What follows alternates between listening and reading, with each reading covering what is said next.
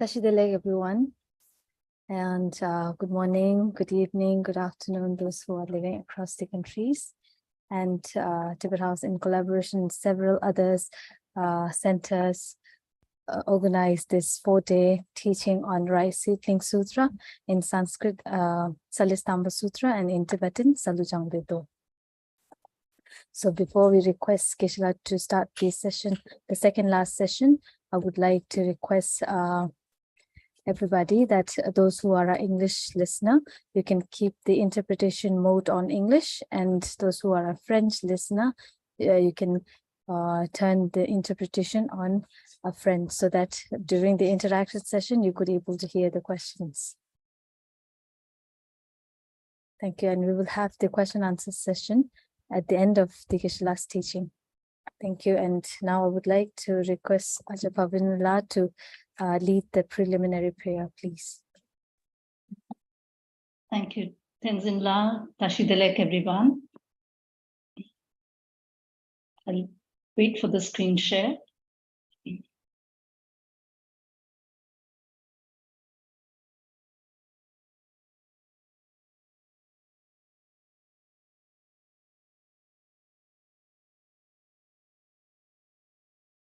Let's begin our practice by setting a proper motivation, which consists of 3 parts, while being mindful of both aspects, the object being visualized and the manner in which we visualize it. So first, the refuge field.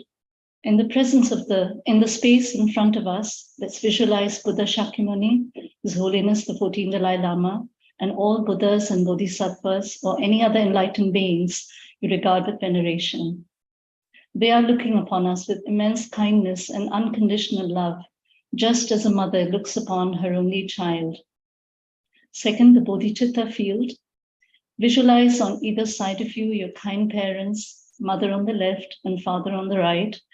Additionally, you're accompanied by all other dear mother sentient beings, leaving none aside, and you're leading them in this practice.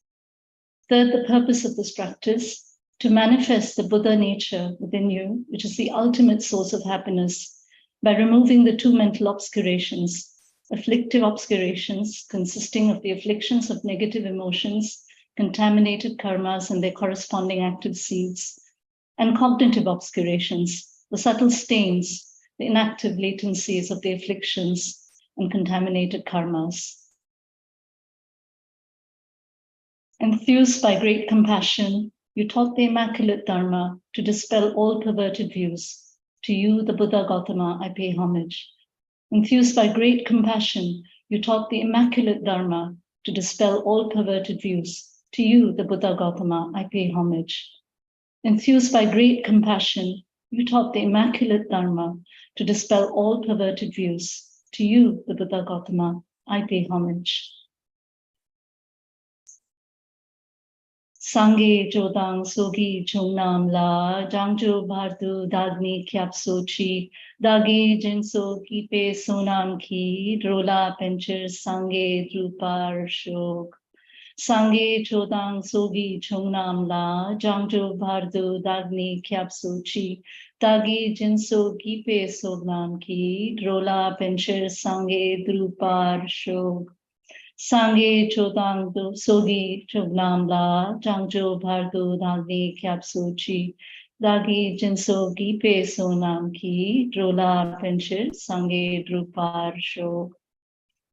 I go for refuge until I'm enlightened to the Buddha, the Dharma, and the Sangha by my accumulations of the practice of giving and so forth. May I become a Buddha to benefit all sentient beings. I go for refuge until I'm enlightened to the Buddha, the Dharma, and the Sangha. By my accumulations of the practice of giving and so forth, may I become a Buddha to benefit all sentient beings. I go for refuge until I'm enlightened to the Buddha, the Dharma, and the Sangha. By my accumulations of the practice of giving and so forth, may I become a Buddha to benefit all sentient beings. Independent origination, there is no ceasing, no arising, no annihilation, no permanence, no coming, no going, no separateness and no sameness. I prostrate to the consummate Buddha, the supreme among all teachers, the one who taught this peace, which is freed of elaborations. I prostrate to the mothers of the hearers, the bodhisattvas and the Buddhas, which through the knowledge of all lead hearers seeking pacification to complete peace, which through the knowledge of paths causes those helping migrators to achieve the aims of the world, and through the possession of which helps subduers expound a variety of teachings. The one who is transformed into the reliable guide, motivated by altruism to benefit sentient beings, the teacher, Sugata, and protector, to you I make prostrations. The one who has eliminated the web of conceptualizations and is endowed with the divine bodies of the vast and the profound, who eternally shines forth the forever noble light rays, to you, the Buddha, I make prostrations. Inspired by wisdom and compassion, today in the Buddha's presence, I generate the mind of full awakening for the benefit of all sentient beings.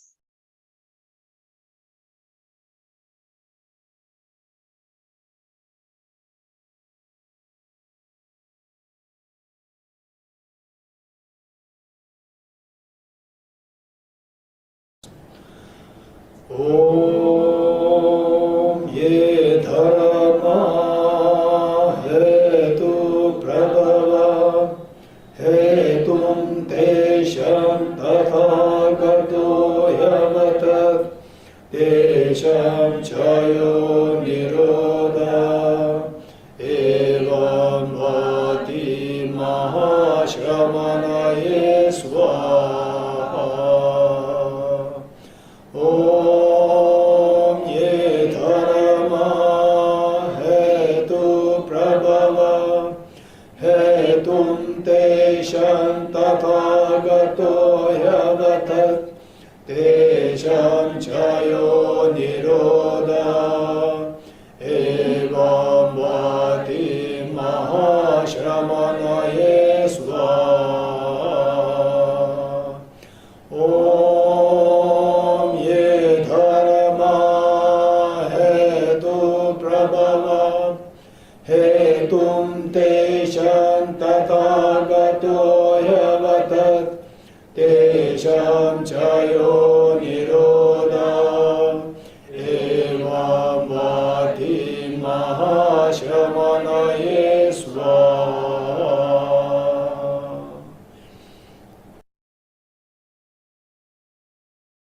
Meaning of the Tenryal Nyingpo mantra: all phenomena arise from causes. The causes are taught by the Tathagata. The cessation of the causes as well is taught by the great seer. Profound, peaceful, elaboration-free, clear light, and non-composite. Such is the nectar-like Dharma I've discovered. Finding no one to fathom this teaching, in silence, I will retire into the woods. Beyond utterance, thought, and expression is the perfection of wisdom, which is unborn, unseized, and has the nature of space. It is the object of apprehension of self-realized wisdom. To you, the mother of the Buddhas of the three times, I pay obeisance. The four seals of Buddha's teachings. All composite things are impermanent. All contaminated things are of the nature of suffering.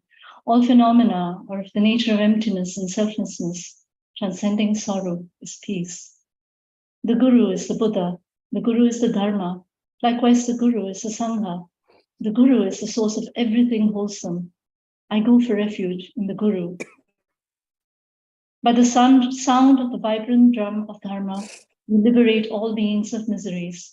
I beseech you to kindly remain and give teachings until the end of the expanse of billions of eons. The Buddha does not wash the negativities of beings, nor does he remove their miseries by his hands. His spiritual realizations are not transferred to them. It is by teaching the truth of suchness that beings are liberated. With folded hands, I beseech the Buddhas of all directions to shine the light of Dharma for all bewildered in misery's gloom. If you're attached to this life, you're not a spiritual practitioner. If you're attached to samsara, you have no renunciation. If you're attached to your own self-interest, you have no bodhicitta. If there is grasping, you do not have the view.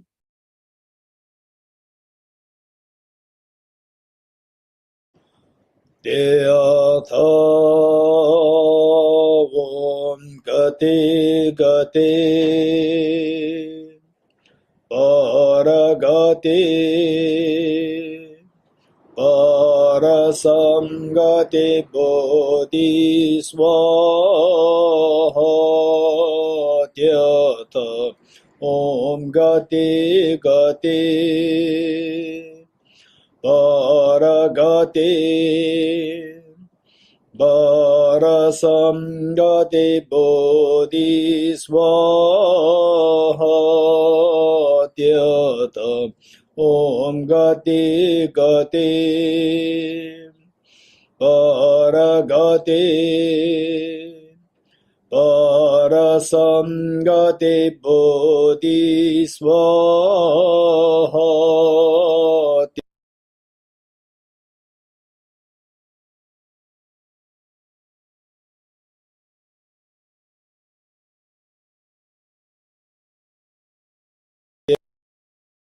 om gati gati paragati parasamgati bodhi swaha tyata om gati gati paragati parasamgati bodhi swaha tyata om gati gati paragati parasamgati bodhi swaha tyata om gati gati paragati parasamgati bodhi swaha.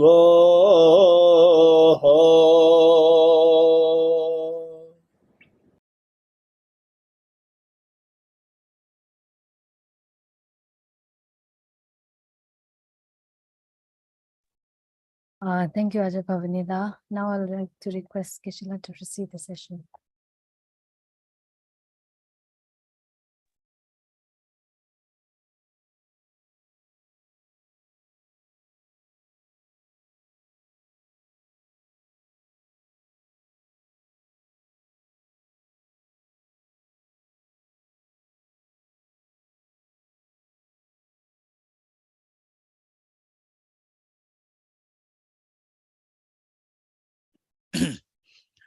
Okay. Thank you, Tensumla. Thank you, Pavanila. And thank you, Tenziramanla. And all the participants here. So in line with what we did the earlier sessions, we will take the expression Bodhisattva vow here as well. And no doubt it's a great opportunity for us to make the most of our being together, taking the expression Bodhisattva vow. This is so precious. So with this mind, as indicated by Pavanila, let us quickly reinforce the visualization of all the Buddhas, Bodhisattvas in the space in front of us, as so loving, caring, and embracing.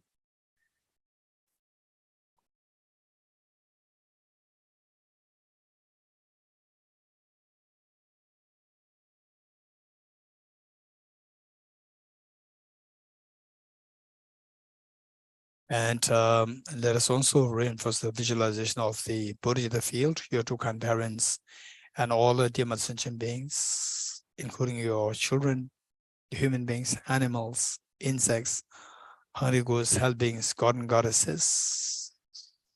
Now so much of violence is taking place around the world, and the natural disasters like the cloud burst, flood, and so forth happening. Let us include all of them, all the beings there with us.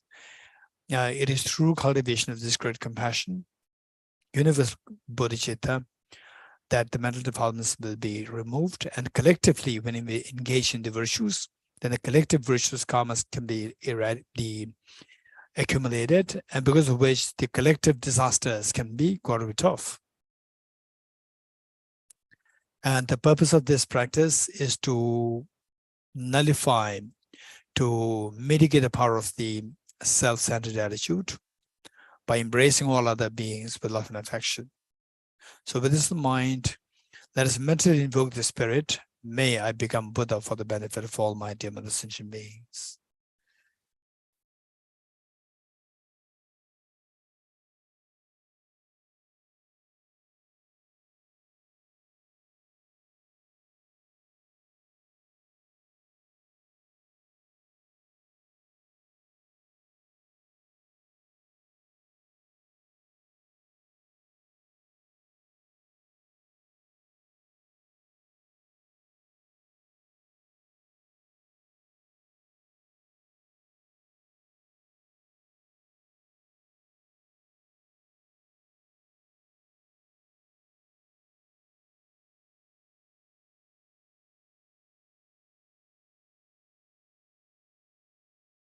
And verbally, let us say this together 3 times. May I become Buddha for the benefit of all my dear mother sentient beings. May I become Buddha for the benefit of all my dear mother sentient beings. May I become Buddha for the benefit of all my dear mother sentient beings.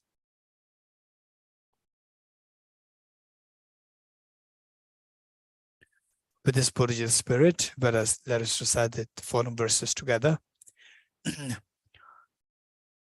I go for refuge to the Triple Gem. I confess the negativities individually. I rejoice in the virtues of all the beings. I hold the precious Buddhahood in my heart. I go for refuge to the Triple Gem. I confess the negativities individually. I rejoice in the virtues of all the beings. I hold the precious Buddha in my heart.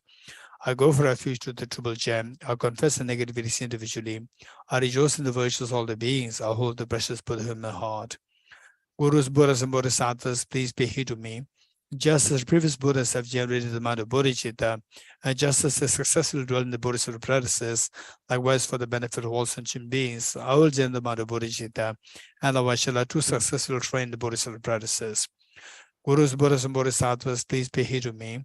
Just as previous Buddhas have generated the mind of bodhicitta, and just as they successfully dwell in the Bodhisattva practices, likewise for the benefit of all sentient beings, I will generate the mind of bodhicitta, and likewise shall I too successfully train the Bodhisattva practices. Gurus, Buddhas, and Bodhisattvas, please be here to me. Just as previous Buddhas have generated the mind of bodhicitta, and just as they successfully dwell in the Bodhisattva practices, likewise for the benefit of all sentient beings, I will generate the mind of bodhicitta, and likewise shall I too successfully train the Bodhisattva practices. Okay, we will do 5 minutes breathing meditation.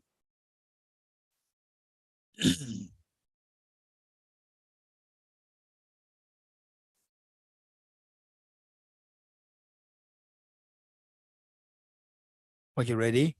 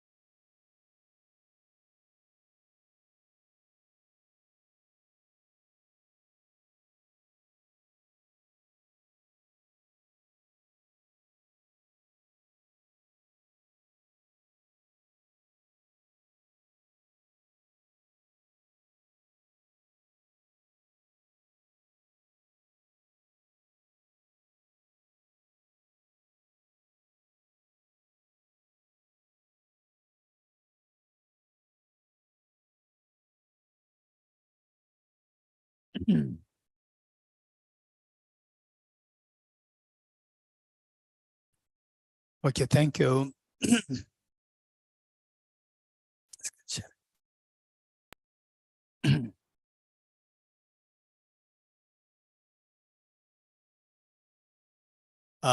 Where we left last time, it was, so here the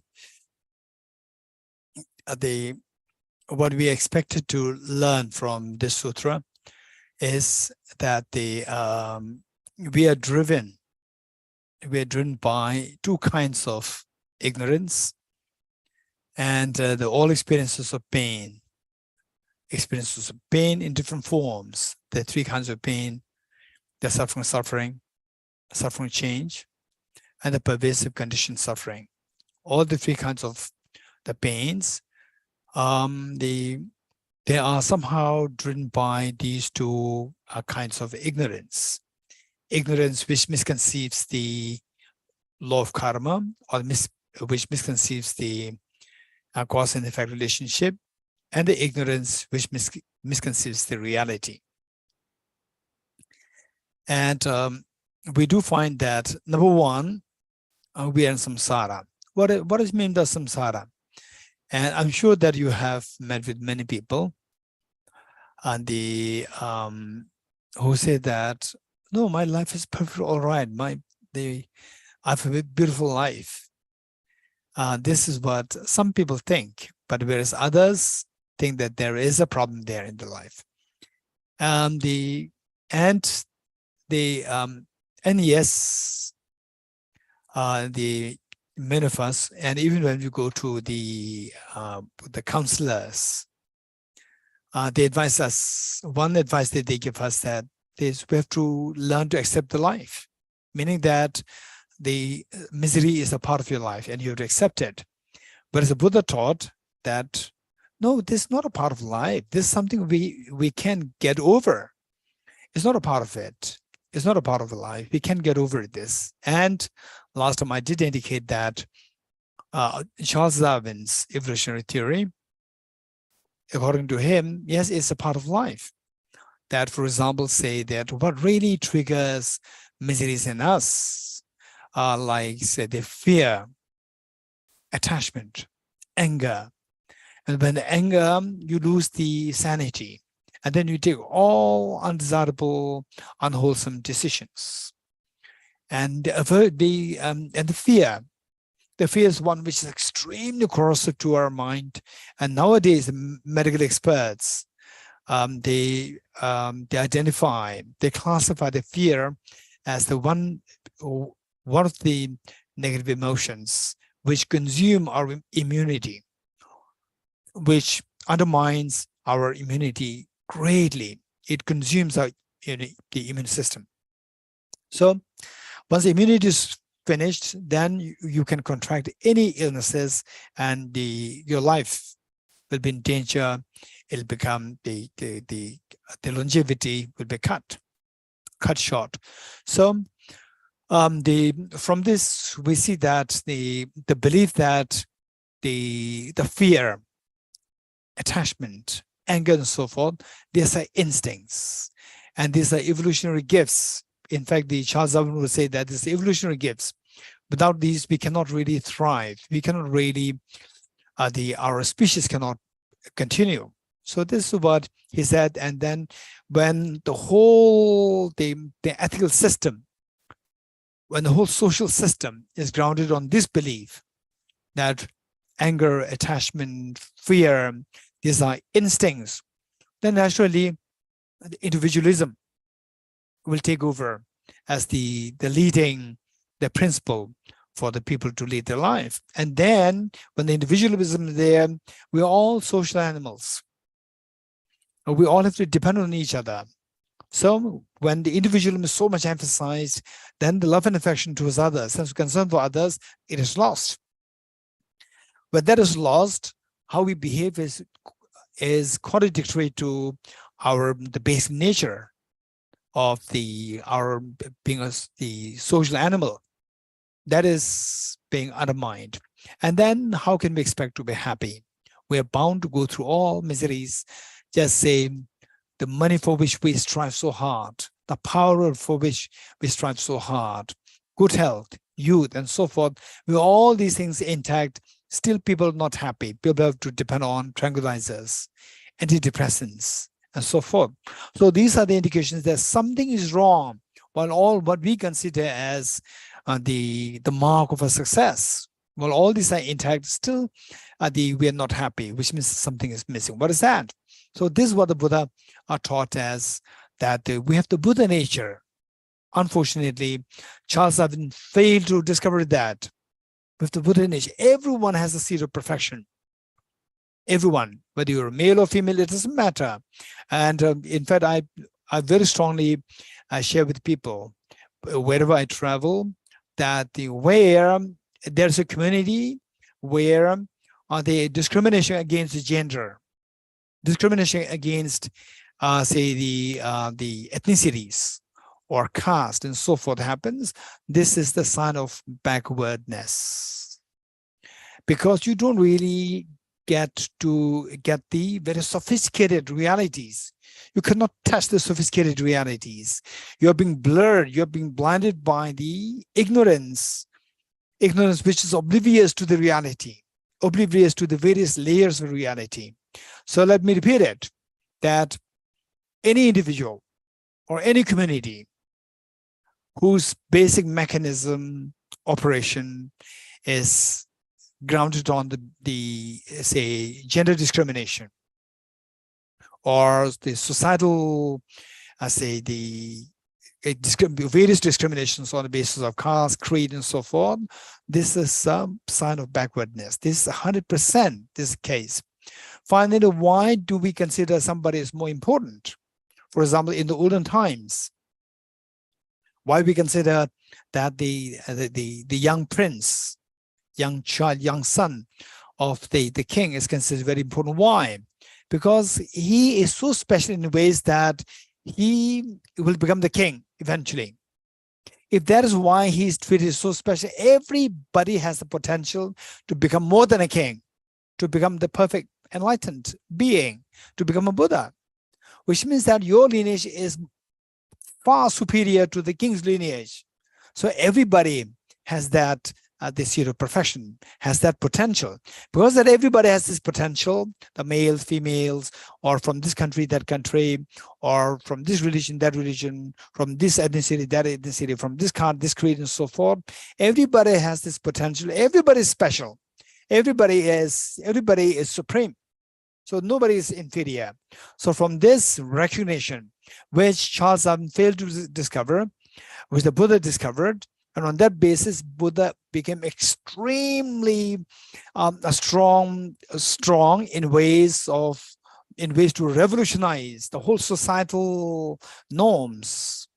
So, where at the time the Buddha, the discrimination against the gender on the basis of gender discrimination, it was so prevalent in those days, and Buddha so strongly fought against that.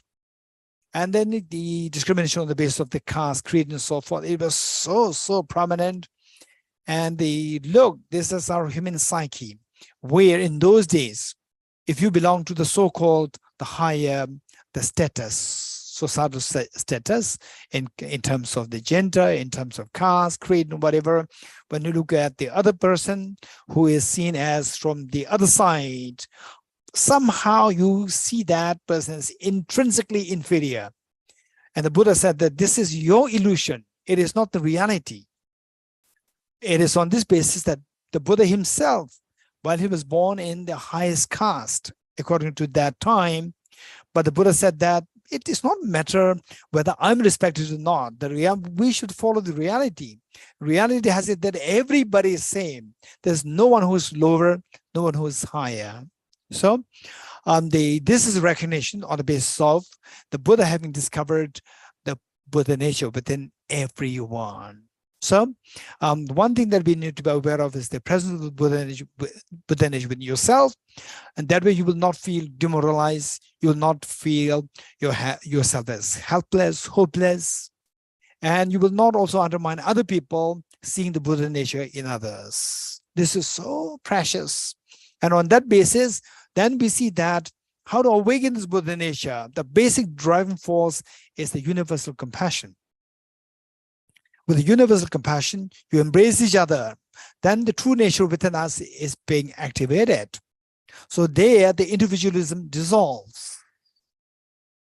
And where the individualism dissolves, there is an incredible great peace and harmony, where individuals know each other so well, where the sense of compassion flows, sense of empathy flows. There's no possibility for abusing each other. So this is reality. And then on top of that, so with this, we see that the failure to see the reality, blinded by the ignorance to see the reality of the cause and effect. There's one ignorance which stops us from the unveiling your Buddha nature within us, number one. Then the number two is that failing to see the reality that everything is like a dream, where we see, okay, what you do is that we do one thing. You just pick up anything that is lying next to you. Just pick up something and show that to me. Okay, so most of you picked up a pen or a watch. Okay, Johan, you picked up a watch, not a watch. Okay, spectacles. Okay, so now you look at it yourself. Look at it with your own eyes and see how does it appear. Does it appear like illusion or appear as so objectified, so solidified there? Just look at it and tell me, how does it appear to you? Okay, anyone? Raise your hands. How does that appear to you? Okay, Jeffrey, what is your partner's name? Unmute. Yes. Yes. Hello, Lori here. It appears to be objectively real. The rosary. Please say it again. Yes. Say it again. Your name? Lori La. Okay, Lori La, yes. It appears to be And objectively real, the rosary. okay, your rosary. Objectively real and objectively precious. Yes. Both. Okay. Objectively holy, right? And objectively the real. Okay. Lorila, thank you. How many agree with Lorila Resens? Yes, the object that I'm looking at it appears so solidified, so objective, so real there. Okay, let's not forget it.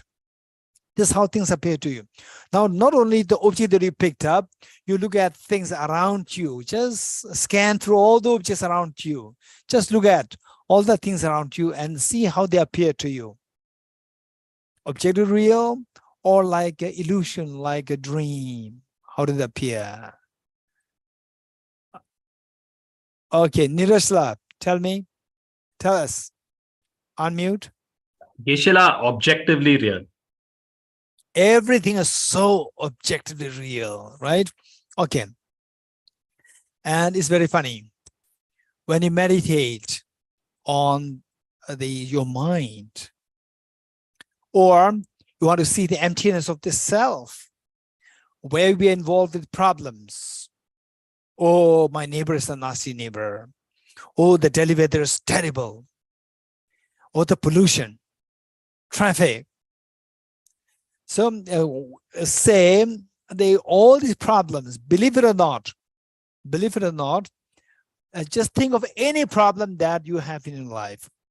Problem which makes you really agitated and angry. Just think of one problem, and that too quite a severe one. And you may not tell me, but just think of that. Okay, now this problem, say if I ask you, I'm not going to ask you, but if I ask you, I say, what is the problem? Most likely, the problem is related to point your finger to somebody else. The weather, the person, the neighbor, the boss, your husband, your wife, your children, there's something. something to point to outside. This is reality. Okay, so if that is the case, keep in mind that problem, the same object, the same trigger which triggered, the same object which triggered problem in you, it does not trigger problem to some other person, right? Not necessarily to all, but at least to some people, it does not serve as a problem. How many agree with me, sense? Very good. Okay, so that object serves as a trigger for my problem, but the same object does not trigger problem to other people. It can be animate object or it can be inanimate object, and the person may be little, say what, nasty, but this nastiness may be a problem to you, may not be a problem to other people. Okay. So in other words, what I'm trying to share with you is that in all these problems, for you, for me, the problem that we have identified today, that problem involves two things. Like the sound of a clap. Sound of a clap, where the two hands are involved. Likewise, that person who is responsible for my problem, or the weather, the problem, or the environment, right? Some people, they said that, no, this place is so bad. For example, I remember some of my friends in Delhi, they say that Delhi is so bad place for Dharma practice. I cannot practice Dharma in Delhi, blaming Delhi, the poor Delhi, right? Delhi does not do anything to you, and you blame Delhi, right? And you want to go somewhere else, that the place will, welcome you, right? And then say, yes, now you have the proper place for Dharma. No, there's no such place. So if there is a problem in Delhi, that problem is because of that problem can be understood with the metaphor of the two hands coming together. One hand symbolizing external factors, and the other hand symbolizing your own internal factors. These two come together, then the sound of the problem manifests. And external problems are everywhere. Wherever you go, we have the external factors, I would say. External factors are there. And if you don't believe, say, when you are by yourself with the COVID-19, you are locked down, you are put to lockdown, you feel lonely, you suffer loneliness. How many agree with me? Raise hands. With the lockdown, particularly with COVID-19. Okay, so when you were with other people, you said, I have no privacy. So this is a problem. When you are by yourself, you have the problem of the loneliness. When you are with other people, you have the problem of lacking privacy. And there is no third possibility. There's no third possibility. Wherever you go in the Himalaya, either you should be by yourself or with somebody. Whether you're in Delhi, these are only two options. In Himalaya, these are only two options. Place where Jésus became enlightened. The same seat on which you said, you think you become enlightened? No. Because that, it also has the two factors. Either you're by yourself or with somebody else. With yourself, you'll feel lonely. How come that Jésus survived by himself all these many years? Or you should be with somebody, I have no privacy. So where you travel is not a place. Where you travel, your self-centered attitude and self-grasping ignorance, these also travel with you. When you go to Himalaya, oh, Delhi is a terrible place. Yes, I have some friends who once blamed Delhi. It's so like in Delhi, nobody could practice Dharma. Nobody's there. Buddhist bodhisattvas cannot come to Delhi at all, right? It's also like His Holiness never comes to Delhi. So the problem that I was literally shocked when the person, when the person came to tell me that, oh no, I will go away from Delhi. There is a terrible place, a city where you cannot practice Dharma. No, don't blame Delhi. right? If you really want to blame somebody, blame your self-centered attitude and self-grasping ignorance. These are the two demons which stop you from having a successful practice. Okay, with this in mind, having said this, we see that for all the problems that you have identified now, it involves two things. One, external factor to be blamed at that person, or my neighbor, or the weather, or what? The lack of the facilities, or the poor governance, and so forth. At the same time, it is a problem for me, that specific I, and the external factors, both are there. Wherever there's a problem, this I is involved. Okay, let's say that, generally speaking, let's say that the COVID, how many you share the same thought which I'm going to share with you now? The first time the COVID, I read it in the newspaper, which said that in China, in Wuhan, there's a virus which came out of control, known as what is that? COVID virus.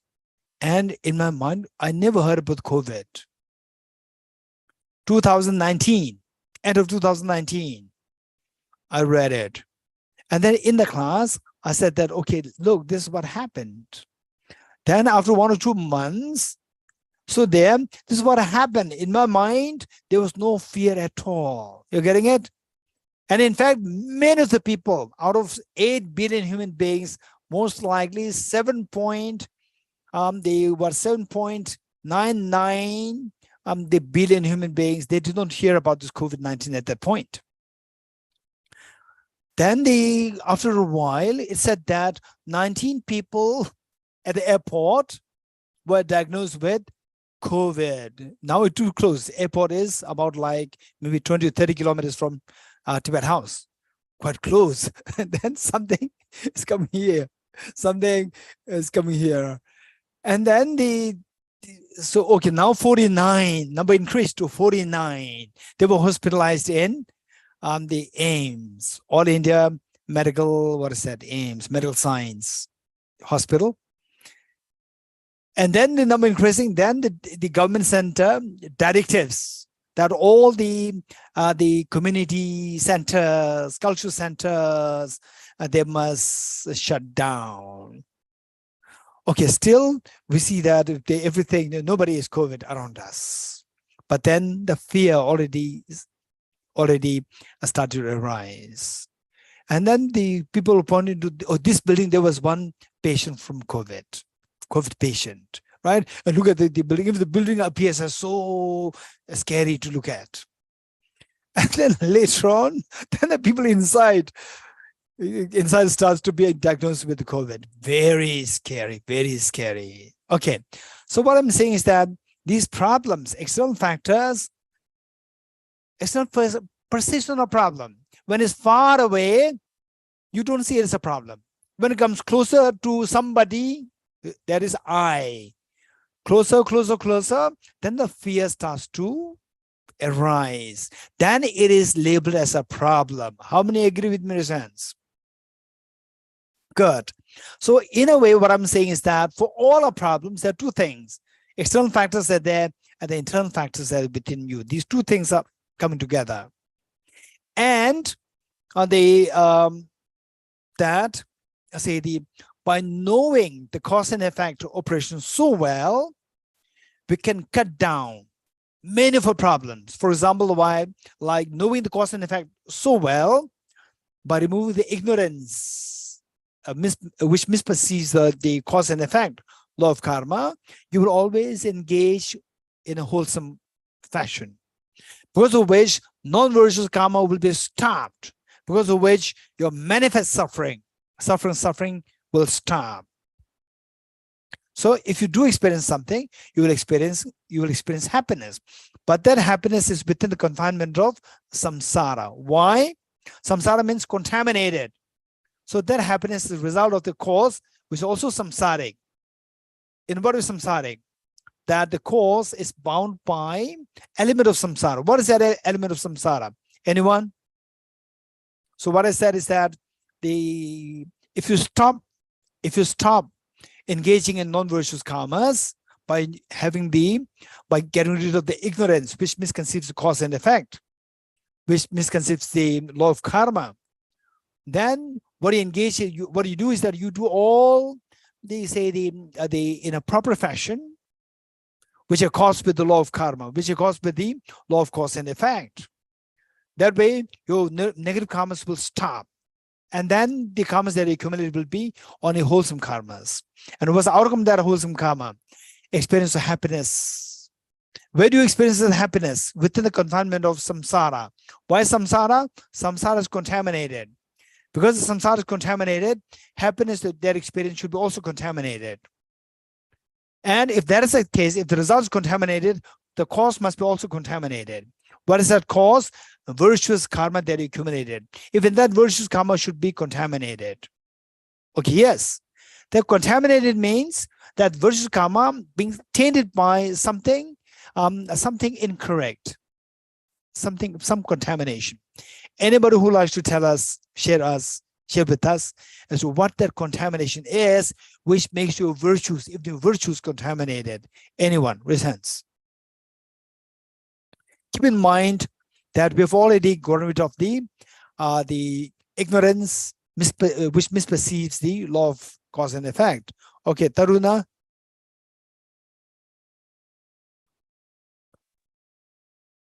To believe that the dream is real.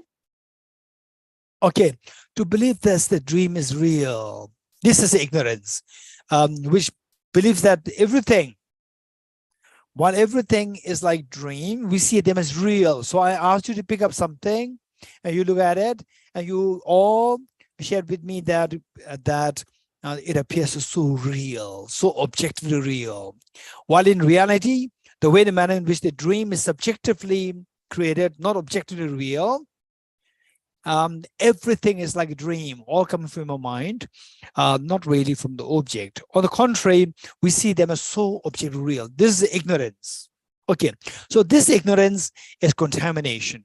And whatever you do with this belief, and how many of you in your life, just think of having done a virtue in your life.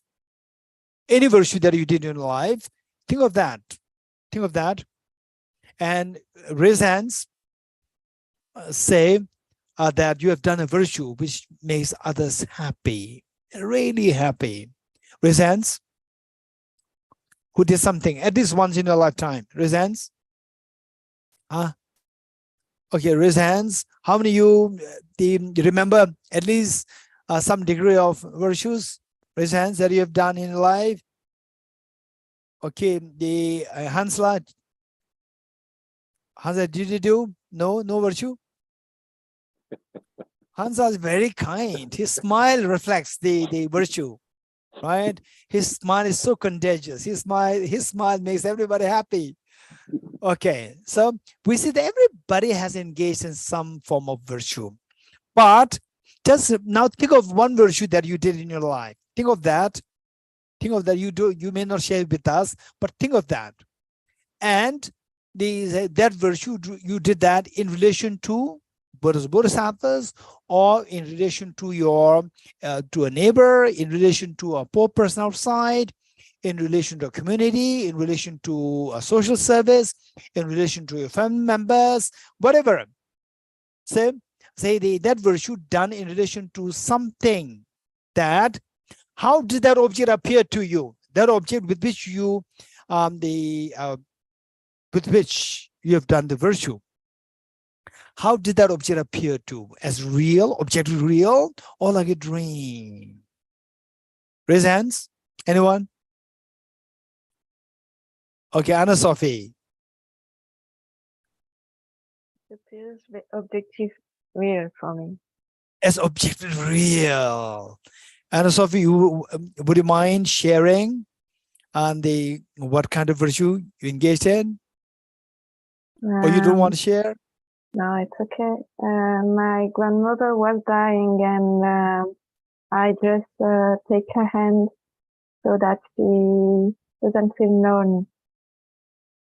Wonderful, wonderful. The grandmother's dying, and then you held her hand to tell her that I'm with you, expressing your love and affection. That is so important. That is so important. And the grandmother appears as object real, right? Okay, Jeffrey La? Yes, Geshe, very objectively real.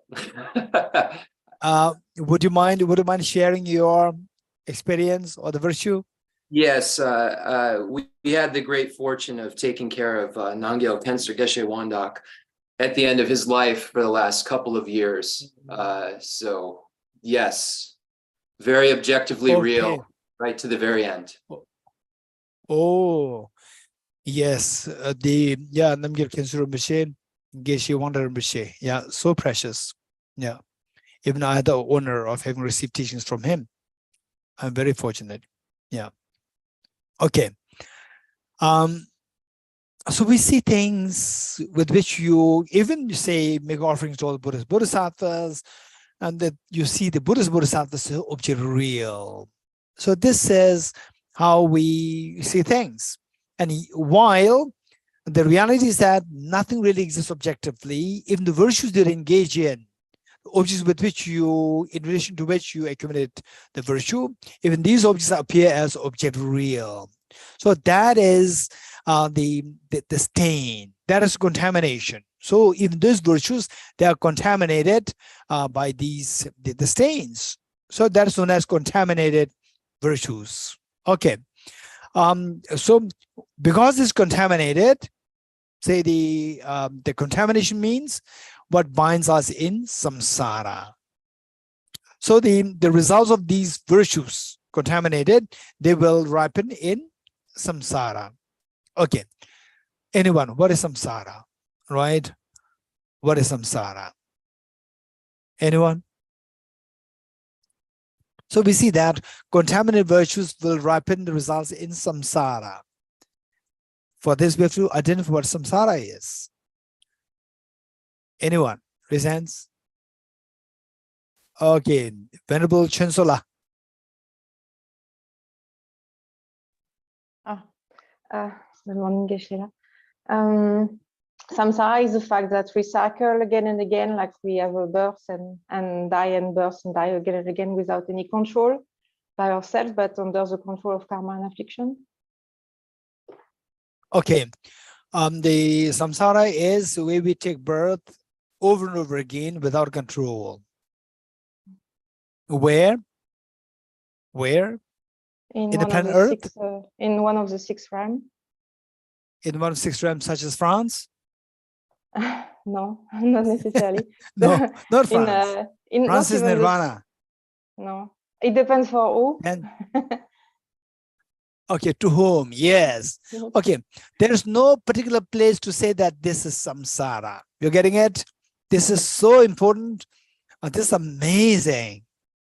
Say that some people, they say that the Buddhas and Bodhisattvas, the Bodhisattvas are greater than the Buddhas. Some people say like this, too naive. They say that Buddhas, they become enlightened and they leave samsara. And the Bodhisattvas are the ones who pray that I'll come back, come back, right? They come back to samsara. And so like there's the Buddha land where the Buddhas leave and they don't come back to samsara. Samsara is the planet Earth where we are now, right? Yeah, the planet Earth where we are now, this is really samsara, right? The flood is there, chaos are there, domestic violence is there, and the leaders, all the world leaders, they're fighting for the seat, number one, then grabbing at the others. And not only leaders, then the people around, and your family, and you also part of this, right? This is real samsara, right? Okay, it's a place, but it's not a place. You're gonna get samsara. But the world in which we live is samsara or not? Technically speaking, the samsara is not defined as a specific place there. What is samsara? it is, as Venerable Chinzola said, it is contextual. This is so important. If you know what samsara is, if you know what nirvana is, this itself will help us purify our negativities greatly. Because the negativities, negative karma is all created on the belief that things exist objectively.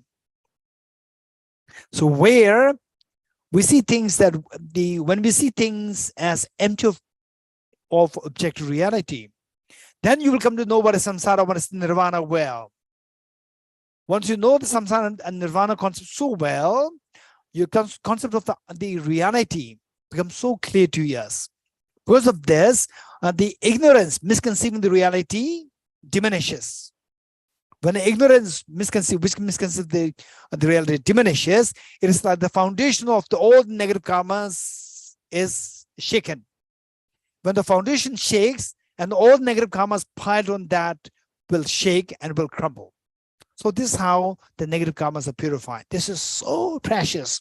So in this connection, I'd like to give you a simple example, and then from these the session now and the next session, we'll do a little bit of, say, the meditation on what is emptiness. Okay.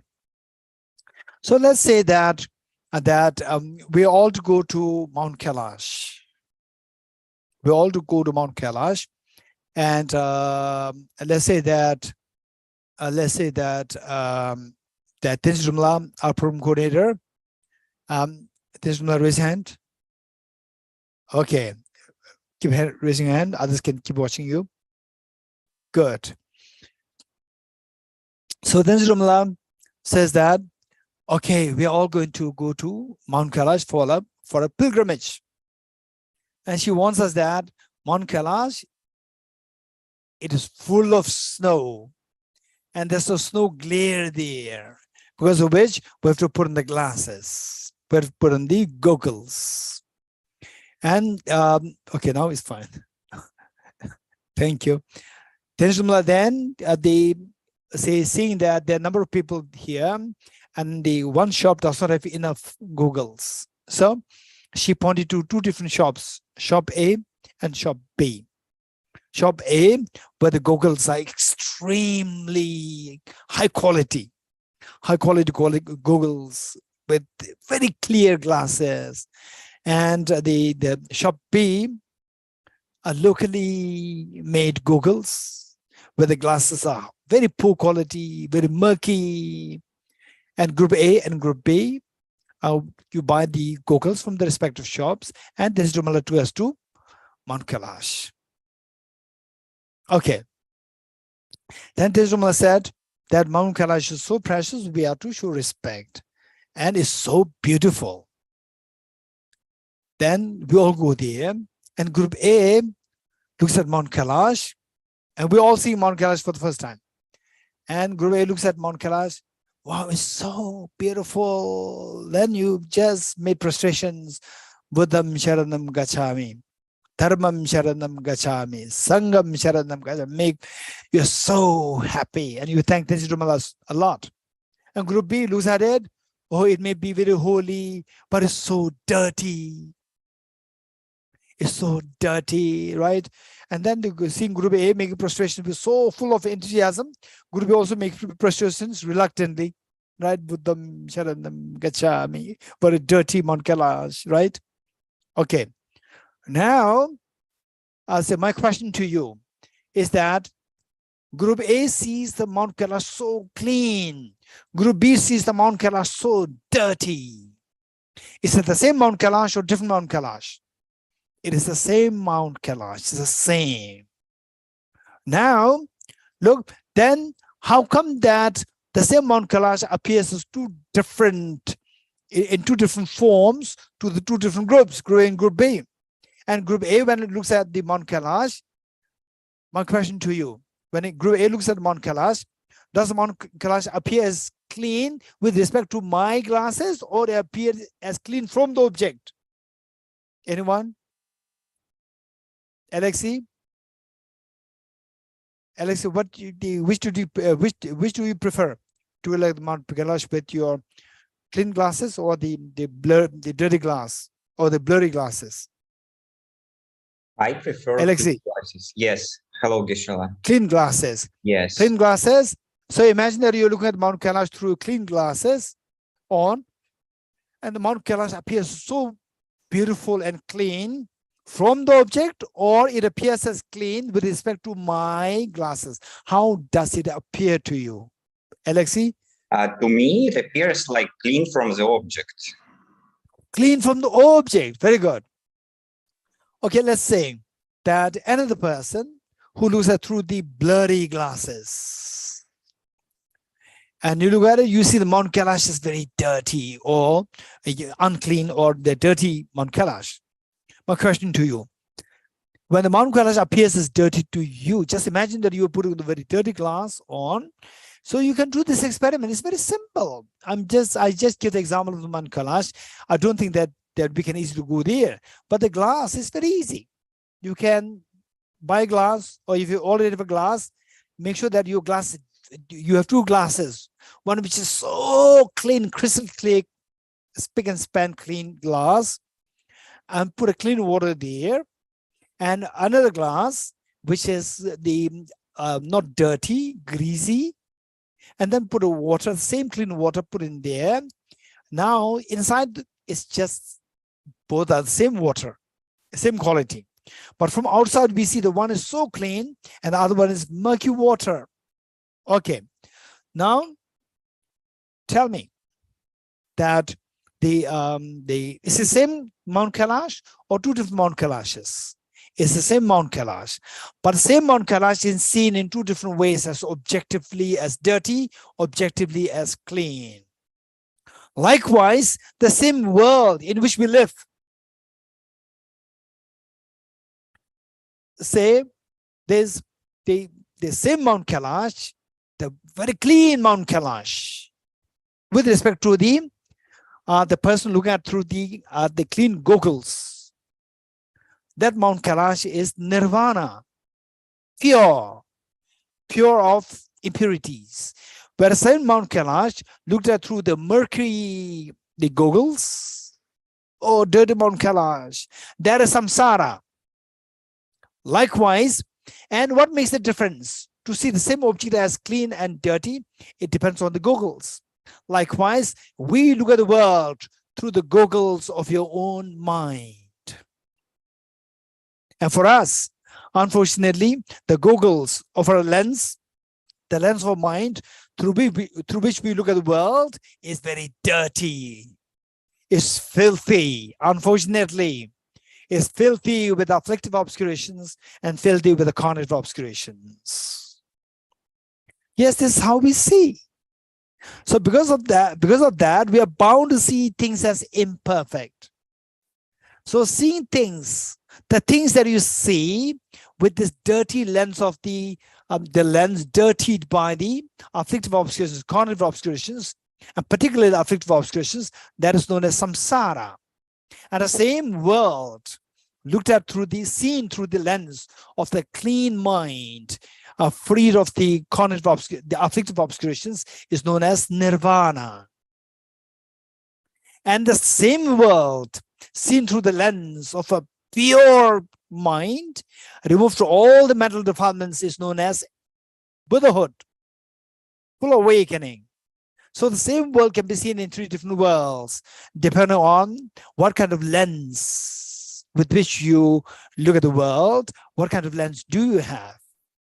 So our job is to remove to cleanse the mind, to cleanse the lens of a mind of the mental defilements. So what kind of mental defilements? Afflictive and cognitive obscurations.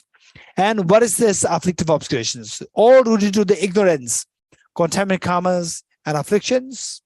And these are all rooted to the self-grasping ignorance which misconceives the reality. And what is cognitive obscurations? Cognitive obscurations is the subtle stain, subtle remnants of this self-grasping ignorance in the form of the smell of the garlic. Say somebody smashed garlic in my mug, and then they say the person realized that, let's say that the person realized that I don't take garlic. the person is apologetic, and the person, they cleanse the mug with the very clean water, remove all the sort of garlics, and there's no trace of garlic left there. But if you smell it, it still smells garlic. So there's no solid garlic, but a smell is left. That is like the cognitive obscuration, subtle smells left by the contaminated karmas and afflictions. Okay, so this smell came from where? From the earlier garlic. Likewise, the cognitive obscurations, this arose as remnants of the afflictive obscurations. Okay, so in short, we see that all these mental defilements, which make us to see the Mount Kailash, a dirty Mount Kailash, that all these are related to the ignorance. And which ignorance? The grossest of the ignorance is the ignorance which misconceives the law of karma. And the subtlest of the ignorance is the ignorance which misconceives the ultimate reality. Okay, now they're combining, putting these two wisdoms together. Putting these two wisdoms together, you cultivate, you see the reality. Somebody says, no, the Mount Kailash is not dirty. So you see it is dirty through your lens, through your the dirty goggles. Remove the goggles and I'll give you my clean goggles. You put on clean goggles, you'll be surprised to see that Mount Kailash is so clean. Okay, so here what we need to do is that we need to remove the old goggle, which is dirty goggle, which is the metaphor for the ignorance which misconceives the ultimate reality. Replace this with the wisdom to see the ultimate reality. Okay, so this wisdom, now look, so here we cultivate the wisdom to see the ultimate reality. Now, this wisdom blend with the wisdom to see the cause and effect. Now combine the two wisdoms. So you employ this wisdom to see the ultimate reality. Then what happens is that ignorance subsides. Ignorance grasping at the true existence subsides. Once that subsides, then all the other offshoots like attachment, anger, jealousy, all these subside. Like when the iceberg melts, all what is stacked on the iceberg, they crumble down. Likewise, the offshoots of this ignorance, when ignorance subsides, the offshoots of this ignorance, like attachment, anger, jealousy, so forth, they subside. When they subside, all the karmas motivated by these afflictions will subside or will be stopped. When the contaminant karmas stop, particularly negative karmas stop, or the contaminant karmas stop, then the samsara stops. Okay, so this is on the basis of employing the wisdom to see the ultimate reality through the conviction in the wisdom to see the efficacy of cause and effect, applying the cause and effect well by introducing the wisdom to see the ultimate reality. Then the reverse of the 12 links of dependent origination, which the Buddha taught, happens. So because of this, the Buddha taught, whosoever sees dependent origination will see the dharma. And whosoever sees the dharma will see the full awakening of your own mind. All the mental defilements will be removed, and the seed of perfection, Buddhahood, will be awakened. So whosoever sees the dharma will see the Buddha. And then the Buddha further taught, because this exists, that exists. What we experiencing, they're not random. They come from their causes. What kind of causes? Because this is produced, that is produced. The cause should be impermanent in nature. It cannot be permanent. What is produced, only if the cause is produced as impermanent, then the result is impermanent. The result will be there only if the cause is impermanent. So the condition of the impermanence. Then the third one, because of ignorance, the formation is created, because of which the consciousness comes into existence, because of which the name and form, the senses, the contact, feeling, discrimination, the craving, grasping, becoming, birth, aging and death, lamentation, bewilderment, all these happen. The heap of miseries happen. Then, if you know the two wisdoms, instead of the ignorance, if you know the two wisdoms, if you inculcate the two wisdoms within yourself, then the ignorance stops. When the ignorance ceases, the formation ceases. When the formation ceases, consciousness ceases. Name and form ceases. Then the senses ceases, contact ceases, craving ceases, then the grasping ceases, becoming ceases, birth, aging and death cease, and all these heap of miseries will stop. So all your miseries will stop by introducing the two wisdoms. And by introducing two wisdoms, the ignorance is removed and the reverse of the 12 links happen. Okay, so this is finally what we need to keep in mind. With this in mind, let us continue to read from the text.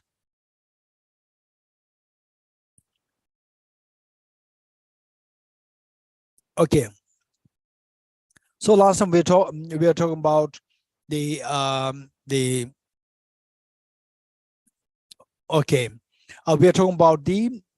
factors, the 5 factors which give rise to the eye consciousness seeing the object, visual object.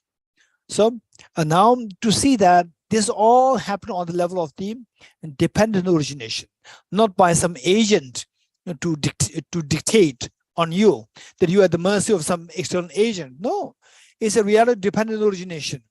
If you know how the dependent origination works so well, then you become the agent. You become the one who can make the dependent origination operate in your favor. Whereas if you are ignorant of this, then the dependent origination will take you over. That you to engage in the wrong, or say the cause and effect, and give rise to miseries. So, what is dependent origination? It is a pure dependent origination without some external agent dictating on us. So it says, the I does not think. I serve as the basis for the I consciousness. I here is the I sense power. And for the I, when you speak of the I, it can refer to 3 different things. I sense power, I sense organ, and I sense consciousness. So let me quickly explain what they are. I sense organ is the one that you can see. Eyeballs containing the retina and the pupil and the fluid inside the eyeball. All these they form the eye organ. Then eye consciousness is the non-tangible object. Non-tangible, it is not a physical object. It is in the form of the clear awareness nature, and which has ability to which gives you access to the visual objects like flower, house, traffic, food, and so forth. So that is the I sense consciousness. And what is I sense power? I sense power is a physical form. It's not a mental state. It is not a physical. It is a physical form, but it is very subtle physical form. I sense organ is a physical form, but the very gross one, which we can easily see. You can remove the eyeball, and we can see that. Whereas the I sense power is not the physical, the gross physical form. It is a physical form, but not a gross physical form. It is very subtle physical form. And this I sense power travels from one life to the other. I sense organ does not travel. I sense power travels. And I sense power is the one which allows you to have access uniquely, which allows you to have a unique access to the visual objects, not to the sound, not to smell, and others, only to the visual objects. So that is, in short, what I can say is that I sense power is a physical object, but not a gross physical object. It's a very subtle physical object which cannot be visible to your eyes. And that is one which travels from one life to the other. It can travel in the form of physical form, or it can travel in the form of an imprint also. I sense power can also become imprint, whereas I sense organ can never become imprint. I sense organ always remains as a gross object. Okay. Whereas I sense consciousness is not physical at all. It's the mental phenomena. Okay, these are the distinctions among these 3 things. So here when is when I is referred to, it means I sense power. But sometimes I sense faculty, I sense power. These two are translated as interchangeably. The I does not think I sense power or I sense faculty, does not think. I serve as the basis for the I consciousnness. Okay, how many of you agree with me? For example, let's say that I've been always seeing the drooping flowers all the time, and they say that I'm so keen on flowers, and one day suddenly somebody brings a very beautiful flower, and I look at it and very pleasant, the eye conscious seeing the flower, beautiful flower arises, and because of which I feel so comfortable, I feel so happy.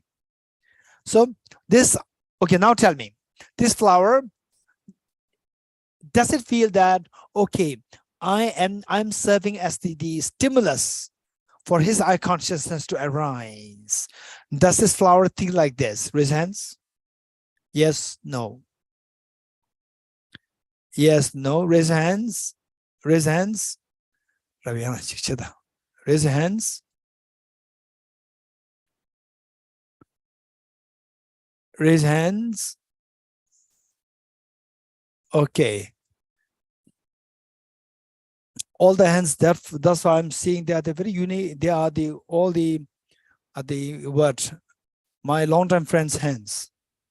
I want to see. Okay, the Hansla.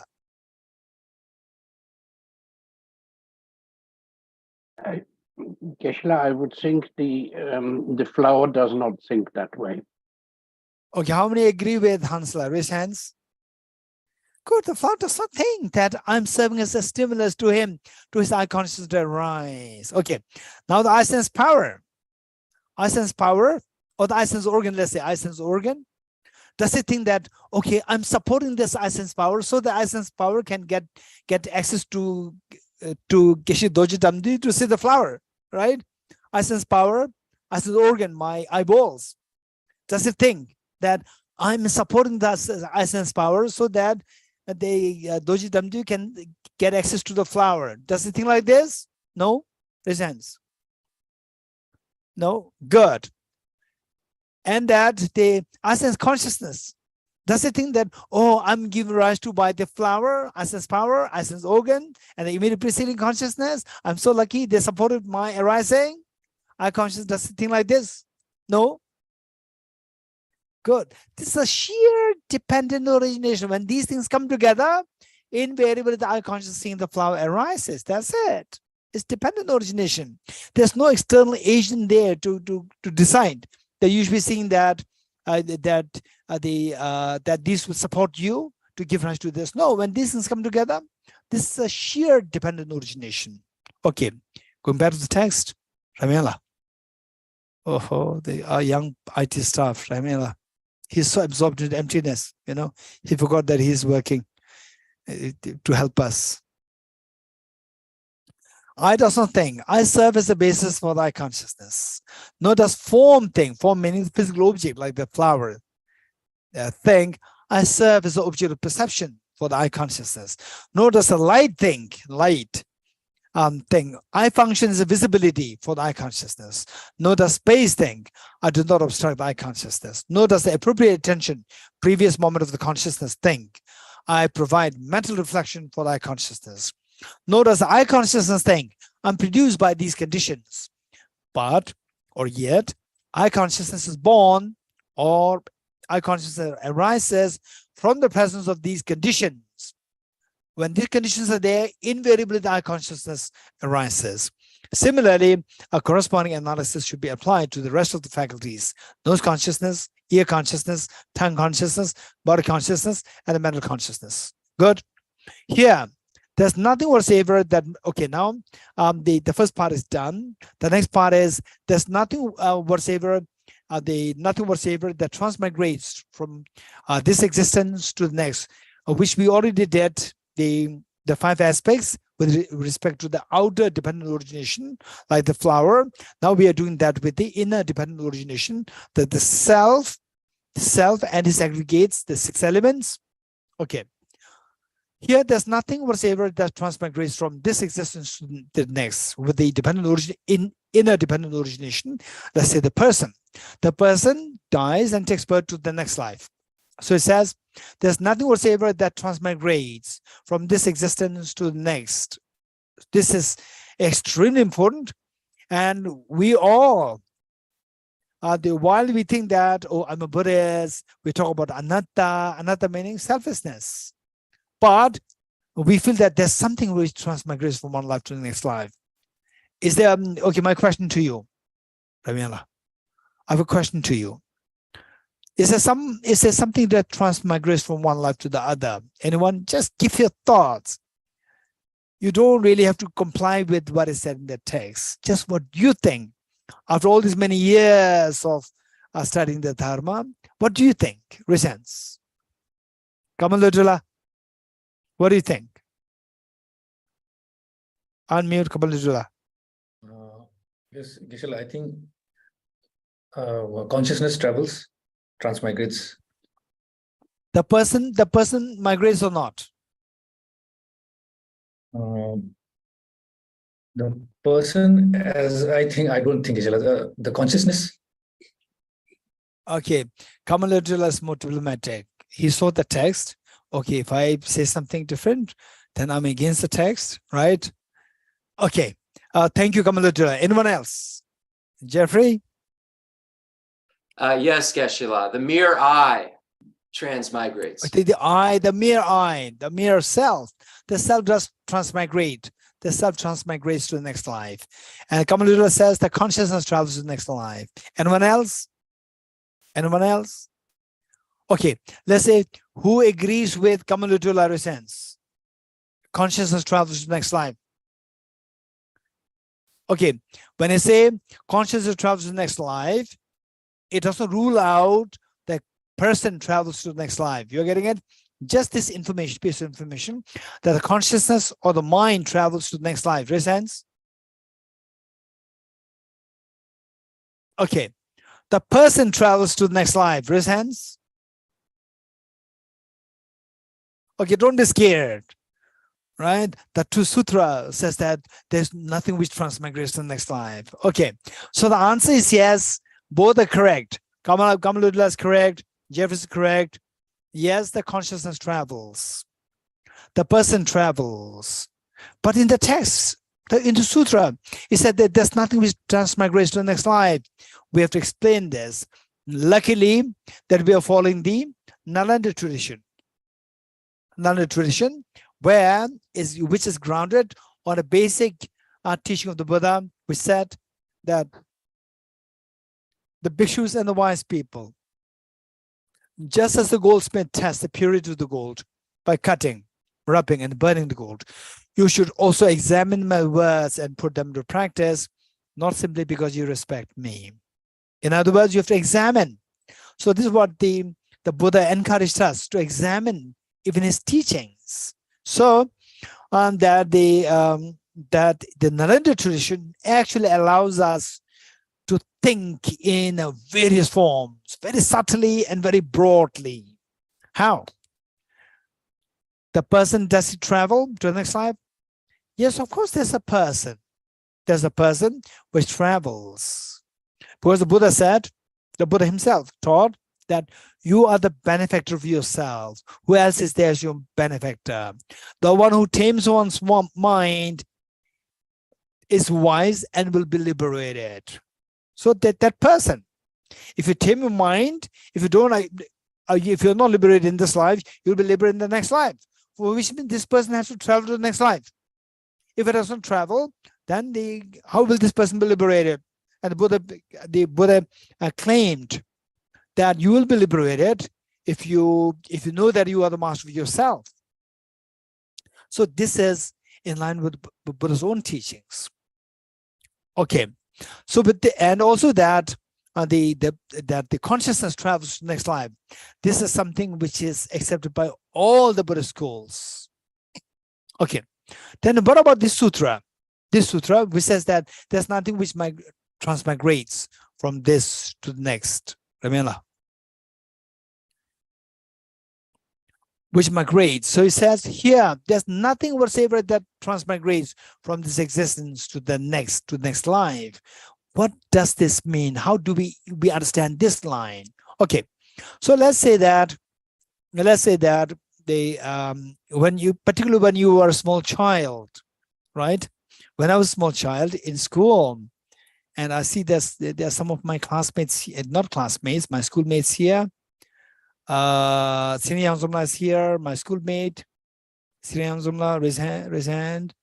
Okay, she's way junior to me. I won't say junior, she's way younger than me.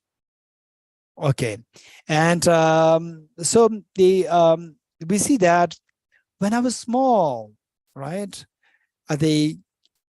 We used to have the drama performance by the senior students. And I'm so fascinated. I used to be so fascinated that there's say one person comes as the let's say as a school teacher in a male form, a male school teacher, and then in the next what do you call it? In the next, not really show, in the next the stage, the continuation of this drama, school students, they come, and one school child as a girl comes, and I was so confused. What is that? What I earlier saw as a teacher was a girl now here, right? Okay, so actually the same person takes the perform as the teacher as well as the school child, as a student. So is it possible or not? If it's possible, raise hands. So we see that it's just a change of the clothes. Change of the clothes, it's just the same person. You're getting it? So we get a feeling that when we die, it's just like the change of the clothes, and then you move to another place.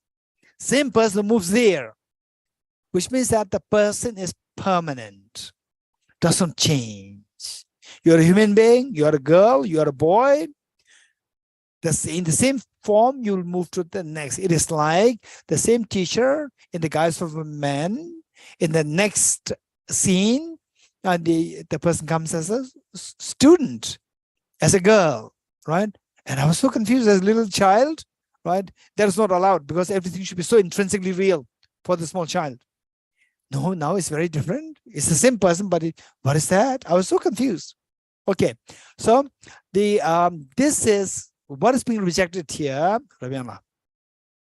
What is rejected here is that there's nothing whatsoever as permanent, which moves from one life to the next life. There's nothing like this.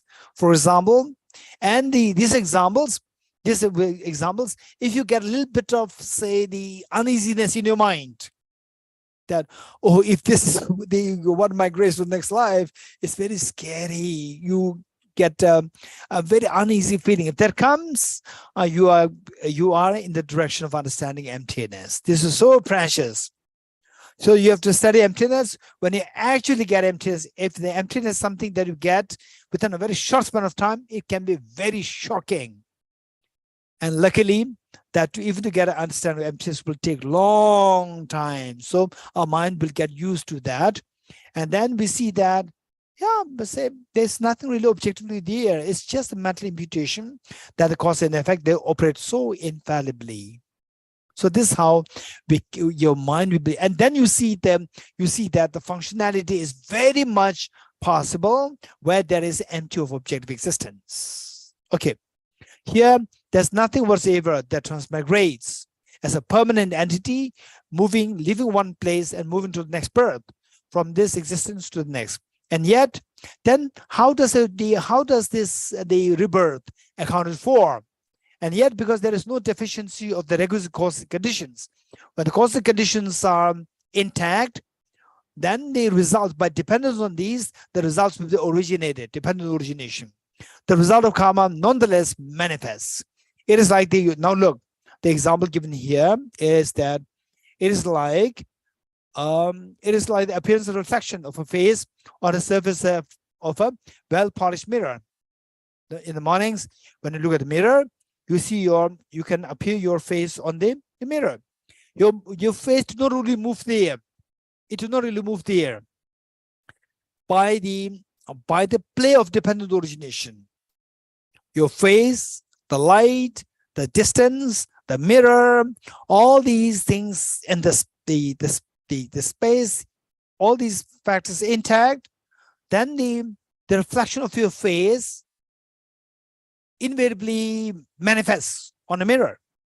Well-polished mirror, the face has not shifted onto the surface of the mirror, but because there is no deficiency of requisite causal conditions, the face nonetheless appears there. So this is how the reincarnation comes into existence. There's nothing really objectively there, but through the sheer cause, the assembly of the causes and conditions, the result comes into origination or arising.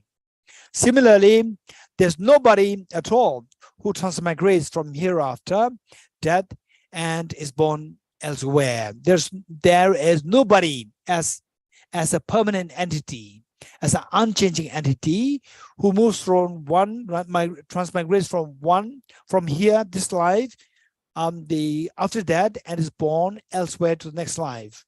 And yet, because there's no deficiency of requisite causal conditions, a result of karma nonetheless manifests.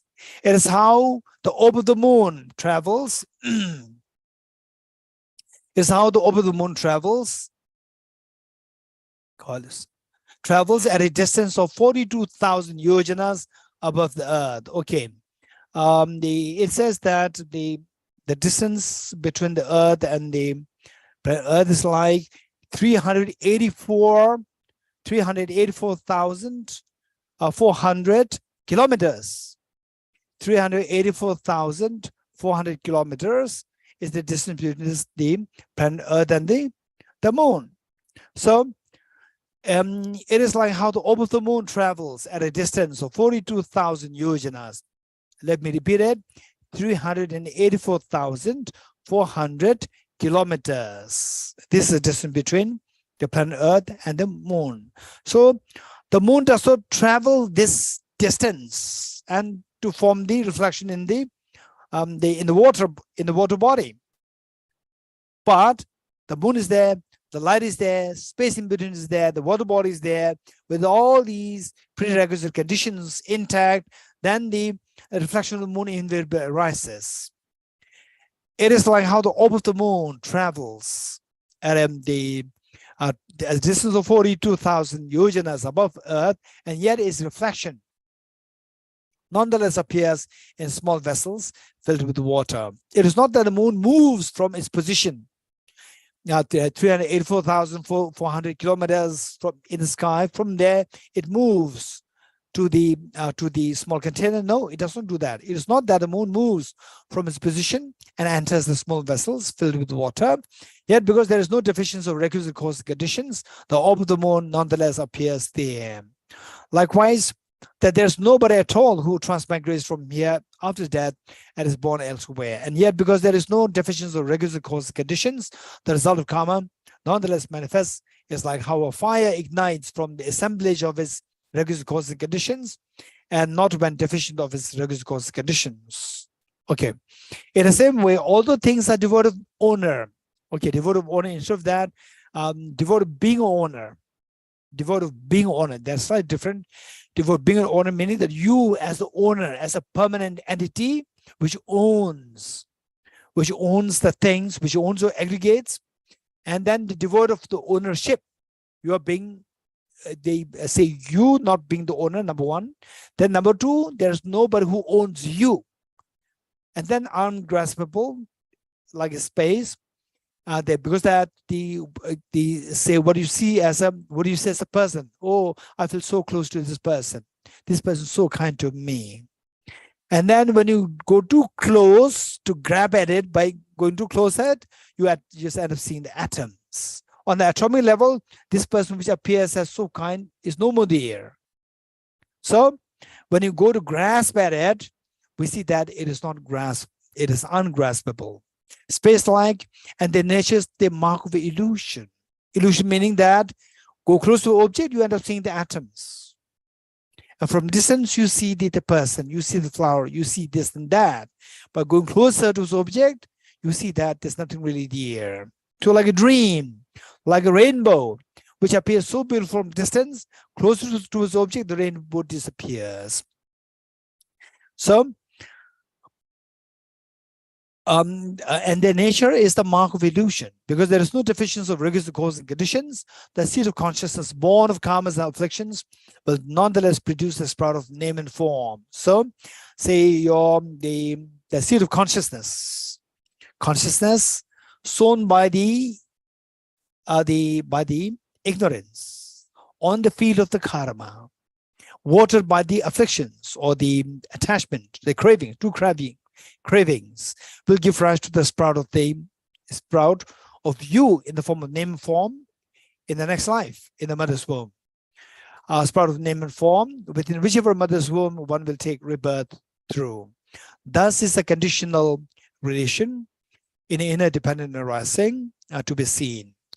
Here, inner dependent arising is to be seen in terms of 5 aspects.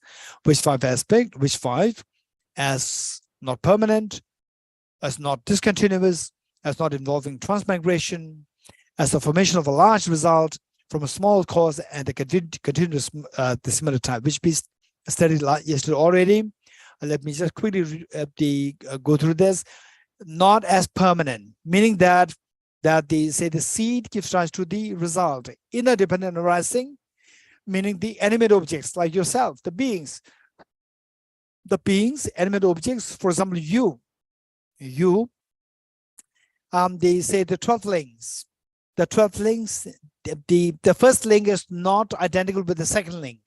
So therefore, the first link is not permanent. There's a change. So therefore, it is not permanent. And it's not discontinuous. Okay, this needs a little bit of explanation. It is not discontinuous, meaning that, okay, so we have let's say that we have a teaching, and then we have how many hours gap? Next teaching, 2.5 hours gap, right? Gap, and the next teaching. So that the teaching discontinues for like 2.5 hours, whereas the first teaching finishes and second teaching continues without any gap. This is continuous. So not discontinuous, meaning that the first link and the second link, these two are, there's no gap there. These two are, although these two are not same, but they continue. The second one continues from the first. So therefore they are not discontinuous. And as not involving transmigration, meaning that a permanent object moving from the first to the next, it does not happen. It migrates, but not migrate in the form of a permanent entity. As the formation of large result from a small cause, like a small seed giving rise to a huge tree, small seed, one tiny small seed giving rise to thousands of seeds from the thousands of fruits. At the continuity of the similar time, whatever result comes into being, that should necessarily be similar in nature with the cause. If you plant an apple seed, don't expect mango fruits to grow. The mangoes will grow only if you plant a seed be similar to the mango fruit in terms of type. The next, how is it not permanent? It is not permanent because the final aggregates at death, when you leave from this life to the next life, at the time of death, they are not one thing, and those at birth are another. It's not that it is not permanent because the final aggregate at death are one thing, and those at birth are another. These are two different things. This is not identical. For example, that I gave you yesterday, say that I don't know whether I gave this in this class or in the other class. Okay, I taught about I think so in this class. Say Shariputra and the dog. You remember that? Good. Okay, a Shariputra and the dog, and this dog take birth as the human girl the next life. So from the animal took birth as a human. It's not a permanent. These two are different. So therefore, these are not permanent. And then that is the final aggregates at death are one. are not the ones at birth. So, saying, and yet only when the final aggregates of death cease do the aggregates at birth arise. So the ceasing of the first moment and arising of the second moment, these two are simultaneous. Let's say that the cause and effect, these two are not simultaneous. The cause and effect, these two are not simultaneous, but the actions related to the cause and effect, these two are simultaneous. Let me repeat it. The cause and effect, these two are not simultaneous. If the cause and effect, if the two things are simultaneous, they cannot be cause and effect. Cause and effect entails the two should be different in times. Yet, the two actions related to the cause and effect, these two should be simultaneous. Let me repeat it. Say, what is the action of the cause? The cause ceases, act of ceasing. And what's the effect? Effect arises, act of arising. So the two actions are simultaneous, but the two agents are not simultaneous. The two objects are not simultaneous. So the cause precedes the result, but the act of ceasing of the cause and the act of arising of the result, these two are simultaneous. Two actions are simultaneous, but the two objects are not simultaneous. Because the two actions are simultaneous, these two are not discontinuous. Next, how is it not discontinuous? It is not discontinuous because the aggregates are at birth do not arise from the final aggregates at death either. Okay, look, say at the time of the birth arises from the death. The birth of the next life arises from the death of the previous life. But the Buddha is, the Arya Maitreya is teaching us here that it is not discontinuous, it's discontinuous because the aggregates at the birth do not arise from the final aggregates in what sense? In ways that at death, either when they have already ceased, meaning that the death is already ceased and there's a gap there, and then the birth arises. It doesn't happen like this, number one. Number two, or when they have not yet ceased, the death is yet to be ceased, death is happening, and the birth already happens. This is also not true. Like the beam of the scale tilting from up to down, the two actions, ceasing of the cause and arising of the result, the two actions are simultaneous, which means that the two agents, the two objects, they don't have a gap. The aggregates at death arise precisely when the final aggregates at death have ceased. Good.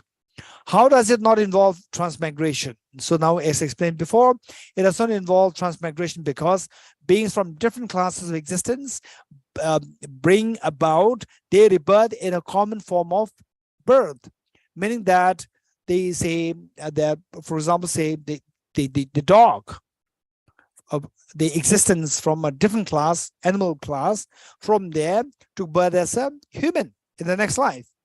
So it does not involve the same object as a dog coming to the next life as a dog. Not like that.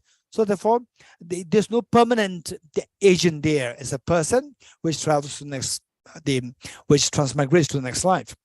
It doesn't involve transmigration because beings from different classes of existence bring about their rebirth in a common form of birth. How does it entail the formation of a large result from a small cause?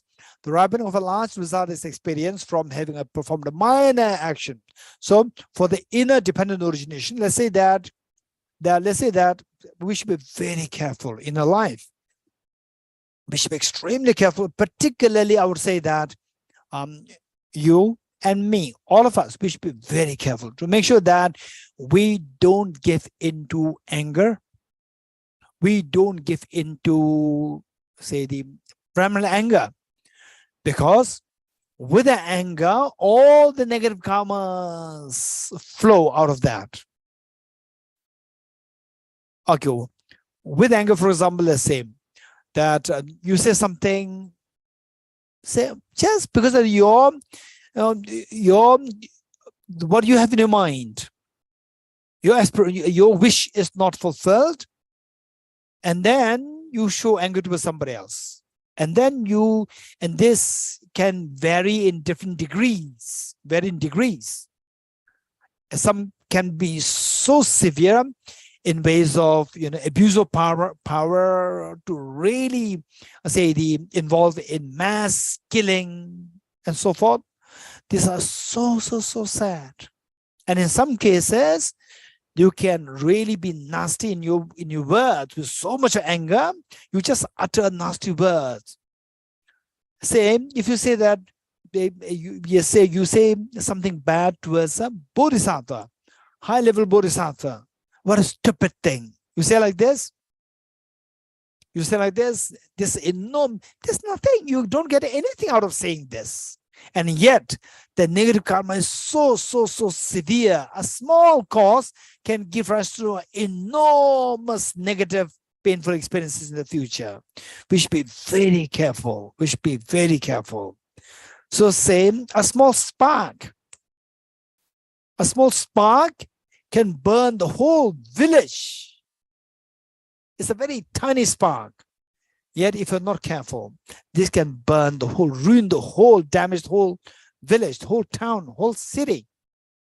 So it says that a small cause, the formation of, how does it entail the formation of large result from a small cause? The ripening of a large result is experienced from having performed a minor action. We should be very, very careful. Finally, the real enemy is our own anger. What is enemy?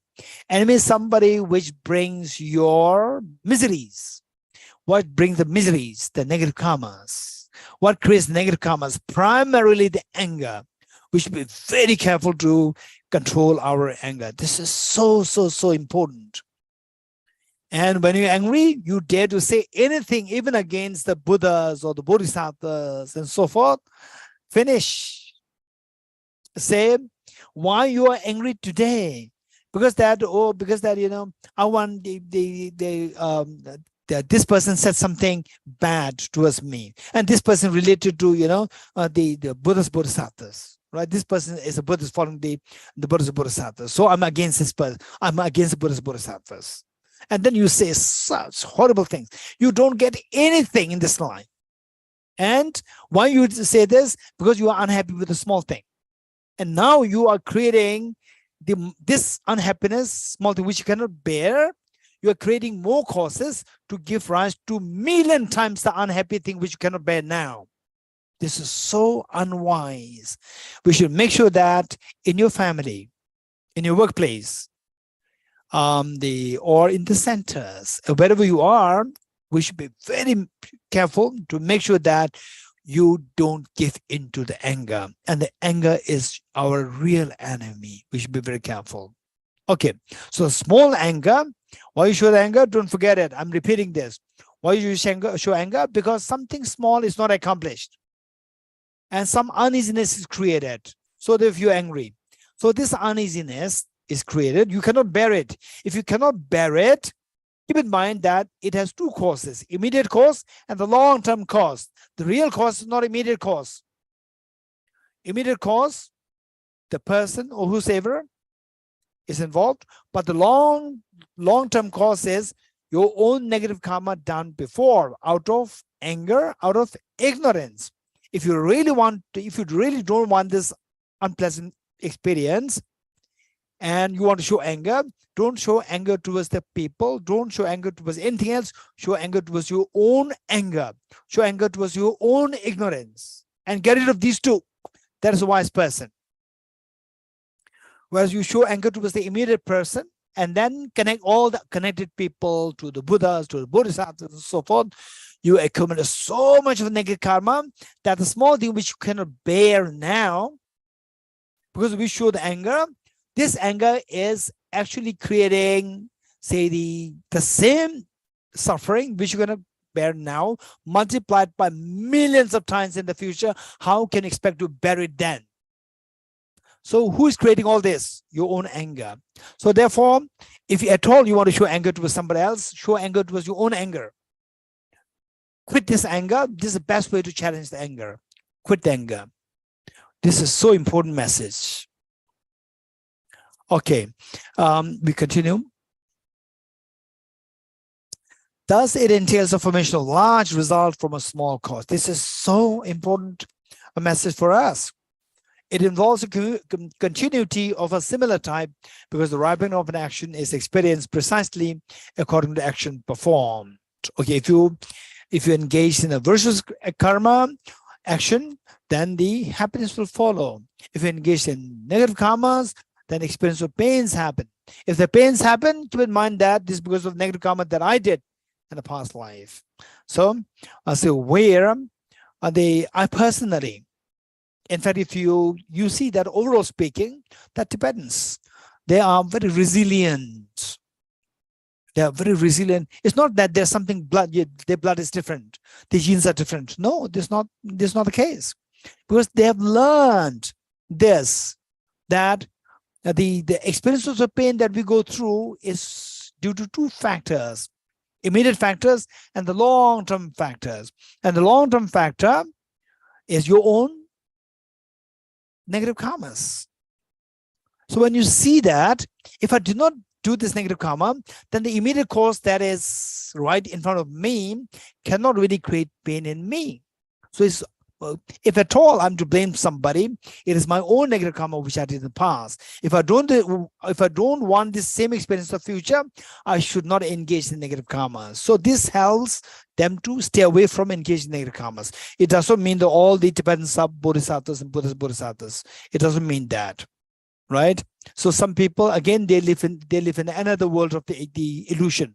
Oh, Tibetans, they see His Holiness the Dalai Lama as amazing and compassionate, and then they think that all Tibetans are like him, right? Oh, all Tibetans are amazing, amazing, amazing. And when you really see one Tibetan, a nasty Tibetan, then you are just you're just disillusioned that, okay, I thought that all Tibetans like His Holiness the Dalai Lama. It's not true. You're getting it? So the point is, generally speaking, this incredibly precious tradition of the Buddha's teachings, which seeped into the Tibetan culture, that Tibetan people, although they may not learn this sutra exclusively, but the practice of this, somehow they distilled, they imbibed from the ancestors over the last 1,000 years. So all of us, we learn this, then the benefit will be even more in the next life. You don't really have to be born as a Tibetan or anything else. Simply by being there, you will behave in such a way that, oh, anger is very dangerous. This makes me to act negative in a non-virtuous way, and which will actually attract more enemies, and that have to go through more miseries. And then when you see these teachings, you'll be fascinated. This is exactly what's going in my mind. Actually, this was what you learned in your previous lives. Okay, which the Buddha taught. Okay, we'll stop here now. And in the next session, which is the last session, we'll continue this text. And then I also like to explain a little bit about the practice of the dependent origin, the concept of dependent origination, and also to entertain some questions. And if you do have questions, please make it, have it prepared. Don't just think that, okay, questions, there are many questions. Don't think like this, because sometimes people say that the organizers, they're so kind. They said that, Geshe, we have so many questions. And I said, okay, yes, then I'll give half an hour for question answers. Finally, I give half an hour, and then sometimes no question at all, right? Sometimes only one question. So therefore, if you do have questions, please note it down, mentally prepare it, the next 1.5 hours or 2 hours gap, think of the questions, and then bring them. Okay, thank you. We'll stop here. Deyata Om Gati Gati Paragati Parasamgati Bodhiswatyata Om Gati Gati Paragati Parasamgati Bodhiswatyata Om Gati Gati Paragati Parasamgati Bodhiswaha.